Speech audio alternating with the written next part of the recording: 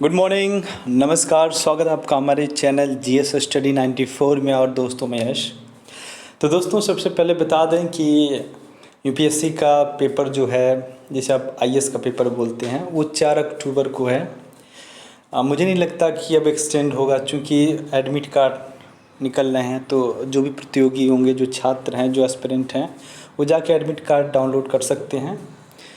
और मेरा जहाँ तक मानना है, या तो आपके ज़िले में होगा या तो ज़िले के इर्द गिर्द होगा, जो बगल में है, या फिर जो आपने सेंटर जो उस समय चूज़ किया हो उसके अलग भी देख सकता है, जो आपका रेसिडेंशियल हो। तो आपको बता दें, जीएस का 100 क्वेश्चन आता है, और जो एक क्वेश्चन होता है दोस्तों, वो 2 नंबर का होता है। तो बहुत ध्यान से करिएगा। बहुत ज़्यादा देखिए, मेरिट प्री का नहीं जाता है। बहुत ज़्यादा अगर जाता है तो 97, 100, 103, 105 इसी के इर्द गिर्द नंबर होता है। तो आप अंदाज़ा लगा सकते हैं कि कितने क्वेश्चंस अगर हम सही करते हैं तो हम आ सकते हैं।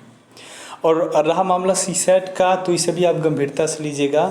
आप देखे होंगे 2011 से पहले का जितना भी एग्ज़ाम हुआ था, उस समय सीसैट इम्प्लीमेंट नहीं हुआ था, पर कुछ लोगों के कह सकते हैं आदेश पे ये चीज़ें जोड़ी गई। उस समय मनमोहन सरकार थी।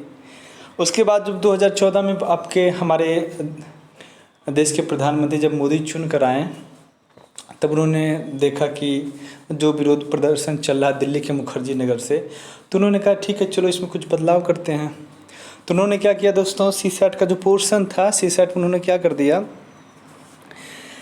80 क्वेश्चन आते हैं सीसैट के, जिसमें कंप्रिहेंशन होगा, उसके बाद रीजनिंग होगा, मैथ होगा, डिसीजन मेकिंग होगा, डेटा इंटरप्रिटेशन से रिलेटेड जो क्वेश्चंस होंगे वो हैं।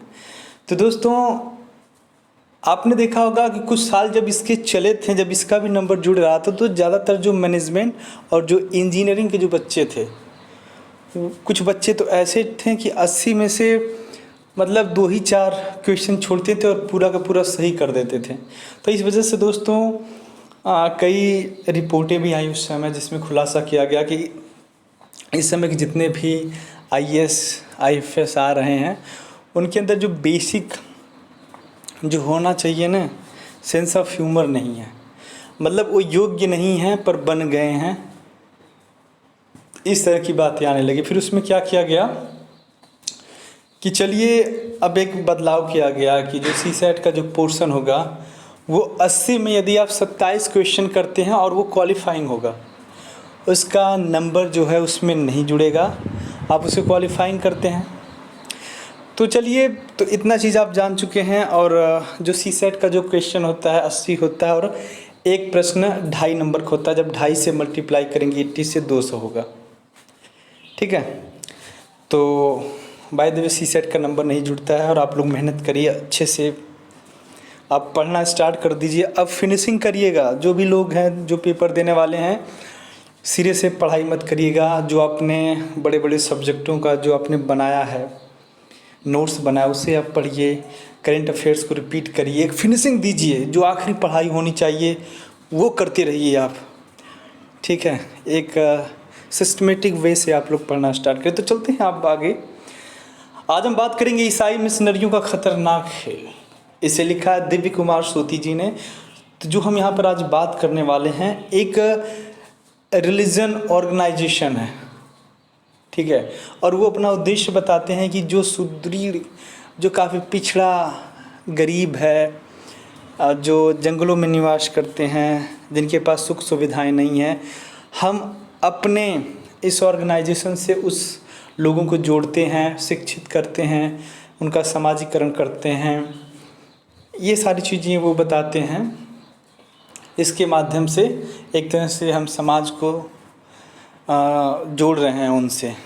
तो ये सारी बातें हैं। पर आज जो खुलासा हुआ है कि जो ईसाई मिशनरी हैं, एक्चुअल में उनकी जो सोच है, जो मानसिकता है, वो क्या है हमारे देश के प्रति, हमारे देश के भोले भाले लोगों के लिए। तो ये देखिए, एडिटोरियल है, संपादकीय है। मेरा इसमें बहुत ज़्यादा पॉइंट ऑफ व्यू नहीं होगा, मेरे कुछ ज़्यादा विचार नहीं होंगे। मैं थोड़ा सा इस चीज़ को एक्सप्लेन कर दूंगा, ठीक है। अपना स्पष्टीकरण यहाँ पे रखूँगा, पर वो स्पष्टीकरण सीधे तौर से इन्हीं का होगा। कुछ लोग हैं जो मेरी बातों से आहत होते हैं, उसके बाद भला बुरा गालियाँ दे देते हैं। तो इससे मैं आपका जो IQ और EQ लेवल है ना, वो मैं जज कर जाता हूँ कि नहीं सही है, अब बंदा किस स्टैंडर्ड का है। बस बंदा भटक कर भूल कर किसी कारणवश गलती से आ गया मेरे प्लेटफॉर्म पे, नहीं तो जो पढ़ने वाले छात्र हैं वो जानते हैं। तो चलते हैं आगे। और मैं बता दूं, जो किसी एक रिलीजन को प्राथमिकता देते हैं और अन्य रिलीजन को गाली देते हैं, किसी एक स्पेशल कास्ट को बस सर्वसर्वा मानते हैं और बाकियों को हीन भावना से देखते हैं, जो किसी एक राजनीतिक एक संगठन को वरीयता देते हैं, ऐसे लोग मुझसे दूर रहें। हमारा जो यहाँ पे उद्देश्य है, ज्ञान बढ़ाना है, ज्ञान को अर्जित करना है, एक्सप्लोर करना है, न कि बेफजूल चीज़ों में पढ़ना। एक स्टूडेंट का प्लेटफॉर्म है, सो अवेयर हुई आप लोग।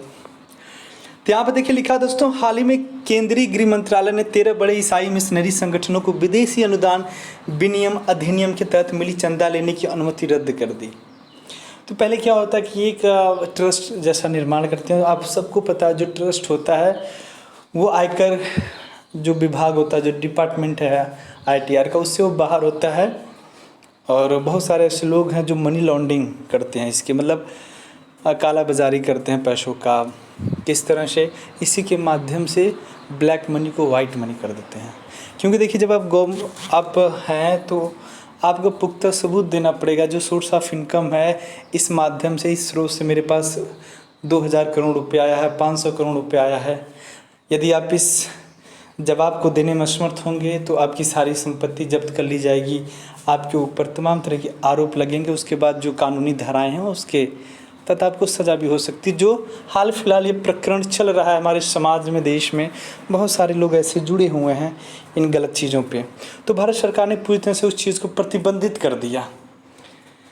इनमें से अधिकतर संगठन झारखंड, छत्तीसगढ़ और उत्तर पूर्व के राज्यों में सक्रिय थे और विदेशी चंदे का दुरुपयोग धर्मांतरण करने के लिए कर रहे थे। अब देखिए कैसे खुलासा हो रहा। सबसे पहले ये लोग उन राज्यों को चिन्हित किए हैं, पहचान किए जहाँ पे ज़्यादातर जनजातियाँ निवास करती हैं, जहाँ कम पढ़े लिखे लोग हैं, जो हमारे समाज के जो मुख्य धारा है उससे पूरी तरह से नहीं कह सकते हैं, पर थोड़ा कटे हुए हैं।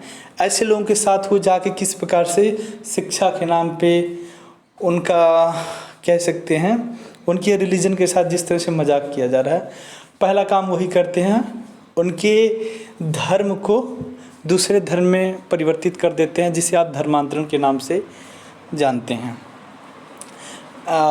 दोस्तों, तमाम तरह के प्रलोभन दिया जाता है और मैं इस चीज़ को गैर कानूनी मानता हूँ। यदि आप स्वेच्छा से, अंतःकरण यदि आपका कहता है कि नहीं मुझे इस धर्म को मानना चाहिए, तो आप स्वतंत्र मानिए।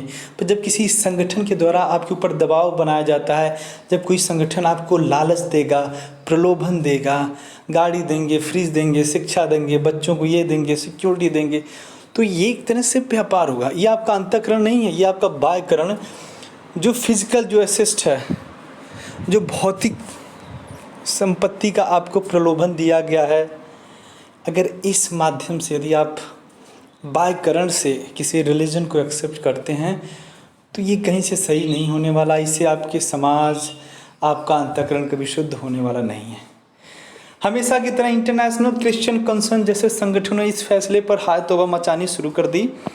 अब इसके आसार हैं कि धार्मिक स्वतंत्रता के नाम पर ईसाई मिशनरियों के काम को सुगम बनाने वाले विदेशी संगठन भारत में कथित रूप से घटती धार्मिक स्वतंत्रता पर कोई रिपोर्ट जारी कर दे। मैं आपको एक चीज़ बताऊं, चाउल करके कोई व्यक्ति था, जॉन चाउल करके नाम का, जो हमारे जो सेंटिनल द्वीप है अंडमान निकोबार में, जो पूरी तरह से मानव हस्तक्षेप प्रतिबंधित है। वहाँ पे मानव नहीं जा सकते हैं, चाहे विनिर्माण का काम हो, चाहे किसी प्रकार का काम। उन जातियों को सुरक्षित रखने के लिए बाहरी मानव का वहाँ जाना प्रवेश बंद है। पर दोस्तों, किस तरह से जॉन चाउल नाम का व्यक्ति मतलब धर्मांतरण वहाँ करने की फिराक में वहाँ पहुँच गया। उस वजह से वहाँ के जो स्थानीय थे, जो जनजाति थे, मार के फेंक दिए। तो मतलब जीवन का डर ना है इनको, धर्मांतरण करना है हमको, फादर ये देंगे, फादर वो देंगे, ये सब अनावश्यक चीज़ें हैं, बेफजूल चीज़ें हैं। आप इन सारी बातों को प्राथमिकता, प्रायोरिटी न दें तो ज़्यादा सही और ज़रूरी होगा। भारत सरकार पर दबाव बनाने के लिए भी ऐसा करते रहते हैं। यह सही है कि भारतीय संविधान धार्मिक स्वतंत्रता का अधिकार देता है, जिसमें अपने पंथ के प्रचार का भी अधिकार शामिल है, लेकिन हर अधिकार की तरह इस अधिकार की भी कुछ सीमाएं हैं। देखिए, जब हम फंडामेंटल राइट्स पढ़ेंगे उसमें right to equality, right against exploitation, right to freedom, right to religion, educational cultural rights, constitutional remedies, ये सारी चीज़ें हैं जो फंडामेंटल राइट्स के अंतर्गत आती हैं। हम माफ़ करिएगा, हमने इंग्लिश में सारी चीज़ें बोली हैं, आप हिंदी में जान सकते हैं। समता या समानता का अधिकार, स्वतंत्रता का अधिकार, धार्मिक स्वतंत्रता का अधिकार, शैक्षणिक या शिक्षा संबंधी अधिकार, संवैधानिक उपचारों का अधिकार, ये सारे हैं फंडामेंटल राइट्स। तो इसमें दी तो गई पर इसके सब सेक्शंस भी हैं, समझ रहे हैं ना। इसके सब सेक्शन हैं। जब आप सब सेक्शंस को पढ़ेंगे कई जगह पे चीज़ें प्रोहिबिटेड है। यदि आप, जैसे मैं आपसे कह रहा हूँ, आपको धार्मिक सुरक्षा दी गई है पर उसका भी एक समय सीमा है। जैसे मैं पूजा पाठ यदि कर रहा हूँ तो मेरी जो फ्रीडम है, जो मेरी आज़ादी दी गई है, मैं राइट टू, मेरे को रिलीजन टू फ्रीडम है, तो मैं ये, इसका मतलब नहीं कि मैं बीच चौराहे पर या फिर रोड के बीच बीच जाके वहाँ पे पूरा क्या बोलते हैं गीता का उपदेश देने लगूँ, गीता पढ़ने लगूँ, या फिर कोई माफ़ करिए, दोस्त आ गया था, बुला लिया था। अब यह है कथित रूप से घटती धार्मिक संस्था कोई रिपोर्ट। तो मैं क्या कह रहा था, आप किसी भी रिलीजन के हों, आप ऐसा नहीं कर सकते हैं। जहाँ पे आपकी आज़ादी है उतना ही है, जिससे किसी दूसरे की आज़ादी बाधित न हो, आप वो कार्य न करें। जैसे कि पेपर होने वाला है बच्चों का और आप बगल में ही या फिर विद्यालय वहाँ पे जोर जोर डीजे बजा रहे हैं, तो इस आज़ादी का आप दुरुपयोग कर रहे हैं। आप यहाँ पे संविधान का हवाला नहीं दे सकते हैं। संविधान में सब सेक्शंस भी हैं जहाँ पर किसी अन्य की स्वतंत्रता भंग ना हो, आप ऐसे कार्य करें, अन्यथा आप दोषी होंगे। ठीक है। जिसमें अपने पंथ के प्रचार का सब है, देख रहे हैं। यह जानना भी ज़रूरी कि यह अधिकार किन परिस्थितियों में दिया गया। महात्मा गांधी ब्रिटिश शासन के दौरान ईसाई मिशनरियों के क्रियाकलापों से खिन्न थे। उन्होंने अपने संस्मरणों में लिखा है कि किस प्रकार राजकोट में उनके स्कूल के बाहर एक मिशनरी हिंदू देवी देवताओं के लिए बेहद अपमानजनक शब्दों का उपयोग करता था। तो गांधी जी जीवन भर ईसाई मिशनरियों द्वारा सेवा कार्यों के नाम पर किए जाने वाले धर्म परिवर्तन के विरुद्ध रहे। आप देख सकते हैं कि जो व्यक्ति, जिसे आप राष्ट्रपिता के नाम से भी संबोधित करते हैं, जो पूरा जीवन विदेश में पढ़ा, उन्होंने लॉ की बड़ी डिग्री हासिल की, वो चाहते तो विदेश में ही रहते हैं, विदेशी जो भी वहाँ की कल्चर है उसे अनुसरण करते हैं, अपने बच्चों को भी वहीं रखते हैं। तो उनके अंदर एक चीज़ था, अंतःकरण, अपने भारतीय होने का गौरव, भारतीयों की सुरक्षा के बारे में, उनके अधिकारों के बारे में, जहाँ पे दमन किया गया इन्हीं ईसाइयों के द्वारा, तो उन्होंने आवाज़ उठाना स्टार्ट कर दिया। जब दोस्तों एक अब्दुल्ला नामक व्यापारी था, जहाँ से इनका अंतःकरण स्टार्ट होता है। देखिए, अंतःकरण जिस दिन आपका हो गया, मुझे ये बनना है, मुझे ये करना है, मुझे इस कार्य के लिए मेरी अंतर आत्मा गवाही नहीं देती है, उस दिन आप सफल हैं। कभी कभार ऐसा होता है ना कि जब आप कुछ गलत करने जाते हैं तो आपको पता है इस चीज़ के लिए मुझे कोई रोक नहीं सकता, न कोई मुझे जान सकता है, ये सारी चीज़ें में भी हाइड हो सकती हैं, छुप सकती हैं, पर कहीं ना कहीं जो आपका अंतरात्मा होता है, आपको थोड़ी बेचैनी होती है। वो तो अलग, मुझे कोई नहीं देख रहा है, पर मुझे अजीब ऐसा क्यों लग रहा है, क्योंकि आपकी अंतरात्मा कह रही है कि ये गलत है, तू इस कार्य को नहीं कर सकता, क्योंकि तुम्हारी अलग सोच है, तुम अलग किस्म के व्यक्ति हो। समझ रहे हैं। जब अंग्रेज भारत से जाने लगे तो ईसाई मिशनरी लॉबी ने प्रश्न उठाया कि स्वतंत्र भारत में क्या उन्हें धर्म परिवर्तन करते रहने दिया जाएगा, तो गांधी जी ने इसका जवाब न में दिया। अब सोचिए, मतलब इनका एक ही उद्देश्य है कि जिस तरह से इस्लामिक लुटेरे आए हमारे देश में, उनका सबसे 700-800 साल जो उन्होंने शासन किया हमारे देश में, पूरी तरह से वो चाहते थे इस्लामीकरण कर दें, पर ये उनसे भी खतरनाक थे। सोचिए, वहाँ जब ये लोग जाने लगे अंग्रेज, तो कुछ संगठन इनका था जो सक्रिय था हमारे देश के कोने कोने में, और वो कह रहे हैं कि भैया अभी भी हम चाहते हैं कि हम अपने धर्मों का प्रचार प्रसार करें। अरे काहे ज़बरदस्ती थोप रहे हैं, जिन्हें आवश्यकता होगी आपको बुलाएगा, दीजिए, पर यदि आप प्रलोभन में, साड़ी में, सिलाई मशीन, फलाने मशीन देकर यदि आप कर रहे हैं, आज जो हो रहा है वही सारी चीज़ें चल रही हैं। देखिए, यदि आप किसी का सेवा करना चाहते हैं, किसी को शिक्षित करना चाहते हैं, किसी को रोजगार देना चाहते हैं, तो कोई मायने नहीं रखता कि आप पहले उसका रिलीजन बदलें। रिलीजन बदलने से किसी का अंतःकरण आप शुद्ध नहीं कर सकते, किसी की विचारधारा को आप नहीं बदल सकते हैं, समझ रहे हैं। उसके लिए शिक्षा ज़रूरी है। उनके अनुसार लोभ लालच के बल पर धर्म परिवर्तन करना घोर अनैतिक है। इस पर मिशनरी लॉबी ने बहुत हंगामा किया। आज़ादी के समय भारत बेहद गरीब था और वित्तीय सहायता के लिए पाश्चात्य ईसाई देशों अंतर्राष्ट्रीय वित्तीय संस्थानों निर्भर था, इसलिए भारत को मिशनरियों के आगे झुकना पड़ा। तो दोस्तों, यहाँ पे देख सकते हैं वही सारी कमियाँ यहाँ पे दिखाई जा रही। जो भारत के पास जो बेसिक इंफ्रास्ट्रक्चर था वो नहीं था, और इसी का ये लोग क्या करते थे, मिसयूज़ करते थे, उसी का हवाला देते थे। अरे यार, उस समय तो वो हालात हमारे देश में थे, जब हमारे देश में 200 साल तक ये ईसाई लोग जब शासन किए ना, हमारे देश का वो हालत था कि अगर ये मतलब हमें एक तरह से जानवर बना दिए थे। जो थोड़ा सा अभिजात वर्ग था वो भी इनकी गुलामी में लगा हुआ था। वो बस कभी अगर इनविटेशन भेज देते थे कि अरे आप आइए, हम आपको सम्मान के साथ आपको जनप्रतिनिधित्व करने का मौका देते हैं, आप जाइए अपने लोगों से संवाद करिए, हमारी बातों को प्रमुखता से रखिए और कहिए ये जो पॉलिसी है आप भारतीयों के लिए है।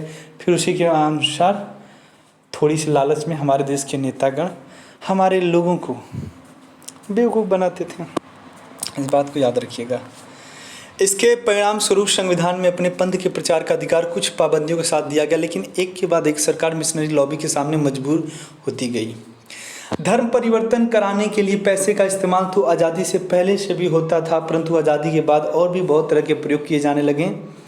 देखिए, इसमें सीधे सीधे खुलासे किए जा रहे हैं कि धर्म के पहले भी पैसे के बल पे किस प्रकार से लोगों का रिलीजन कन्वर्ट किया जाता था। यदि पैसा मेन न रहा हो तो अलग रहा होगा, कुछ एसेस्ट दिया गया होगा, कुछ संपत्ति के रूप में, वही मशीनें उसी ने, ठीक है, जो भी उस समय की आवश्यकता रहा उस दौर का।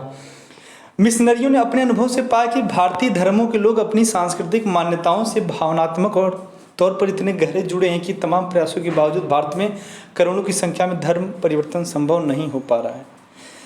देखिए, हमारे भारत देश में दुनिया का सबसे पुराना जो संप्रदाय है वो हमारे देश में है।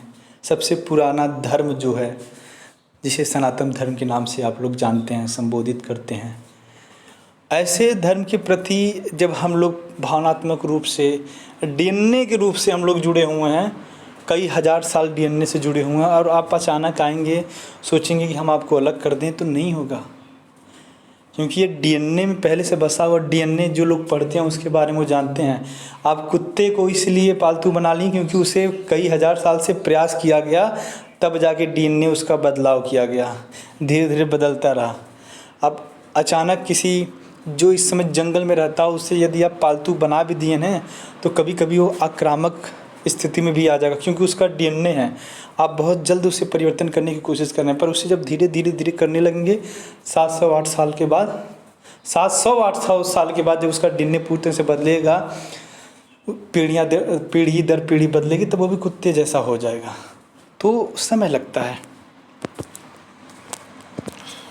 जैसे मदर मैरी की गोद में ईसा मसीह की जगह गणेश या कृष्ण को चित्रांकित कर ईसाइयत का प्रचार शुरू किया गया। अब देखिए, मदर मैरी को दुनिया का सबसे सुप्रीम, सबसे सर्वश्रेष्ठ बताया गया। किस प्रकार से हमारे देवी देवताओं को उनकी गोद में बैठा गया कि अरे ये तो उनके बच्चे हैं, आप इनको मानिए जो सबसे बड़ा है। किस प्रकार से सुपीरियरिटी और जूनियरिटी का यहाँ पे खेल खेला गया, ताकि आदिवासियों को लगे कि वे तो हिंदू धर्म के ही किसी संप्रदाय की सभा में जा रहे हैं। ईसाई मिशनरियों को आप भगवा वस्त्र पहनकर हरिद्वार, ऋषिकेश से लेकर तिरुपति बालाजी तक धर्म प्रचार करते पा सकते हैं। तो देख सकते हैं दोस्तों, जो एक समीकरण बैठाया जा रहा है, जो गंदी मानसिकता की जा रही है किसी के धर्म को बिगाड़ने की, बदलने की, ये बहुत ही बेहद गलत है। यही हाल पंजाब में है, जहाँ बड़े पैमाने पर सिखों को ईसाई बनाया जा रहा है। पंजाब में चर्च का दावा है कि प्रदेश में ईसाइयों की संख्या 7 से 10% हो चुकी है। सोचिए, ईसाई मिशनरी विदेशी पैसों का इस्तेमाल करते हुए पिछले 7 दशकों में उत्तर पूर्व के आदिवासी समाज का बड़े पैमाने पर धर्मांतरण करा चुके हैं। यदि सब मध्य भारत के आदिवासी क्षेत्रों में भी चल रहा है, जहां इन गतिविधियों का फायदा नक्सली भी उठाते हैं, विदेशी पैसे का धर्मांतरण के लिए इस्तेमाल देश की सुरक्षा और स्थिरता के लिए बड़ी चुनौती को जन्म दे रहा है। विकसित पाश्चात्य देशों की सरकारें धर्मांत कट्टरपंथी ईसाई मिशनरी तत्वों को धर्म परिवर्तन के नाम पर एशिया और अफ्रीका जैसे देशों को निर्यात करती रहती हैं। इससे 2 तरह के फायदे होते हैं।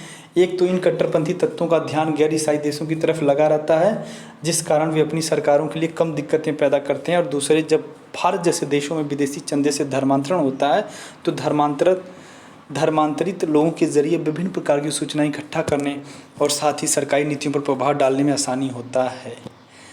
आज एक चीज़ आपको बता दें, तब समझ में आएगा आपको। आज दुनिया में तमाम तरह की जो स्पेशल स्पाई एजेंसी बनाई जा रही हैं या फिर जो सक्रिय हैं, कार्यरत हैं देश विदेश के कोने कोने में, भारत के भी हैं, जिसे आप रॉ के नाम से जानते हैं। तो रॉ ही नहीं है, बहुत सारी ऐसी हैं। कुछ लोगों के बारे में तो हमें आपको तक जानकारी नहीं है। वो स्पेशल गाइडेंस के या कंट्रोलिंग के माध्यम से ऑपरेट करती हैं। तो आज दुनिया का जो सबसे बड़ा मकसद है, जो हमारा शत्रु देश है, उसका इन्फॉर्मेशन कलेक्ट करके लाना। यदि उस देश का इन्फॉर्मेशन आपके पास है, देखिए क्या है, यदि आपके पड़ोसी से आपकी दुश्मनी हुई है और उसी पड़ोसी के एक व्यक्ति से आपकी दोस्ती हो गई है, और दोस्ती इस उद्देश्य से आपने की है कि फलाने के घर से पूरा इन्फॉर्मेशन हम निकाल लेंगे, चाहे किसी भी माध्यम से, चाहे दोस्ती के माध्यम से, चाहे जासूसी के माध्यम से। जब आपने उस परिवार की एक एक रग रग व्यक्ति की कमियां, मजबूतियां, सारी चीज़ों का विश्लेषण करके अध्ययन कर लिया, तो भविष्य में आप जब चाहेंगे उसको गिरा देंगे। ये कितने बजे घर से निकलता है, कब खाता है, कब सोता है, कब कहाँ कहाँ जाता है, तो ऐसे व्यक्ति को तो जब चाहे तब आप पूरा अपना कुछ भी कर सकते हैं। मतलब आप जीत हासिल कर सकते हैं जिसके बारे में सारी इन्फॉर्मेशन आपको पता हो। तो वही चीज़ें हो रही हैं। जब ऐसे लोग हमारे देश में किसी अन्य ऑर्गेनाइजेशन के द्वारा जब कन्वर्ट किए जाएंगे तो हमारे देश के लिए खतरा हो जाएंगे। कि जब उन ऑर्गेनाइजेशन के माध्यम से हो सकता है कि वो ऑर्गेनाइजेशन किसी आतंकवादी गतिविधियों से कनेक्ट हो या भविष्य में कनेक्ट हो जाए, जो आपके देश की संप्रभुता, देश के नेशनल सिक्योरिटी को थ्रेट पहुँचा सकता है। उदाहरण के लिए भारत रूस के सहयोग से स्थापित कुडनुकुलम परमाणु संयंत्र से नाखुश कुछ विदेशी ताकतों ने इस परियोजना को अटकाने के लिए वर्षों तक मिशनरी संगठनों का इस्तेमाल कर धरने प्रदर्शन करवाए। तत्कालीन संपर्क सरकार में मंत्री वी नारायण स्वामी ने यह आरोप लगाया कि कुछ विदेशी ताकतों ने इस परियोजना को बंद कराने के लिए धरने प्रदर्शन करने के लिए तमिलनाडु के एक बिशप को 54 करोड़ रुपये दिए थे। इस मामले में विदेशी चंदा प्राप्त कर रहे थे 4 NGO पर कार्रवाई भी की गई थी। इसी प्रकार का दूसरा उदाहरण वेदांता द्वारा तूतीकोरिन में लगाए गए स्टारलाइट कॉपर प्लांट का है। इस प्लांट को बंद कराने में भी चर्च का हाथ माना जाता है। अब सोचिए, अभी बात हो रही थी ना कि इनसे हमारे देश में, हमारे समाज में क्या नकारात्मकता पैदा हो सकती है, क्या परेशानियां ये पैदा कर सकते हैं। देख सकते हैं कई जगहों पे जिस तरह से इनके आरोप लगे हैं। अब देखिए ना, यहाँ पे 8 लाख टन सालाना तांबे का उत्पादन करने में सक्षम यह प्लांट अगर बंद न होता तो भारत तांबे के मामले में पूरी तरह आत्मनिर्भर हो गया होता। यह कुछ देशों की पसंद नहीं आ रहा था, इसलिए उन्होंने मिशनरी संगठनों का इस्तेमाल कर पादरियों द्वारा यह दुष्प्रचार करा कि यह प्लांट पूरे शहर की हर चीज़ को जहरीला बना देगा। इस दुष्प्रचार के बाद हिंसा भड़की और पुलिस फायरिंग में 13 लोगों की मौत हो गई। नतीजा यह हुआ कि यह प्लांट बंद कर दिया गया। अब देख सकते हैं उनका उद्देश्य जो था।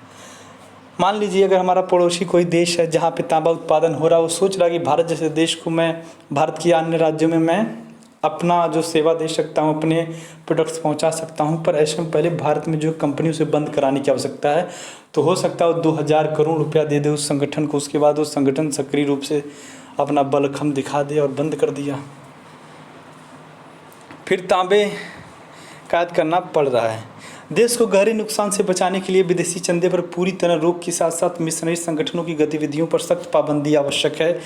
धार्मिक सभाएं करने से पहले ऐसे संगठनों के लिए स्थानीय पुलिस प्रशासन को जानकारी देना आवश्यक होना चाहिए। अपनी धार्मिक सभाओं में ऐसे संगठनों द्वारा दूसरे धर्मों के देवी देवताओं और प्रतीकों का प्रयोग करने को छल की श्रेणी में रखा जाना चाहिए और धार्मिक नगरों और साथ ही सामरिक रूप से महत्वपूर्ण ठिकानों के आसपास उन पर कड़ी निगाह रखी जानी चाहिए, क्योंकि धर्मांतरण सामाजिक ताने बाने को कमज़ोर करने के साथ देश की सुरक्षा के लिए चुनौती बन रहा है।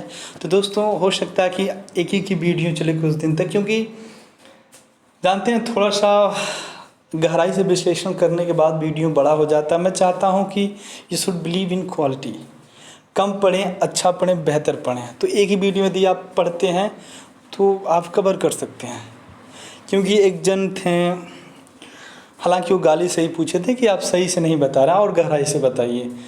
तो हमने सोचा कि चलिए कुछ गहराई से बताने के बाद वीडियो बड़ा हो जाएगा, पर कोई बात नहीं, आप लोगों तक सही जानकारी पहुँचे। तो आज के लिए इतना ही। नमस्कार, धन्यवाद।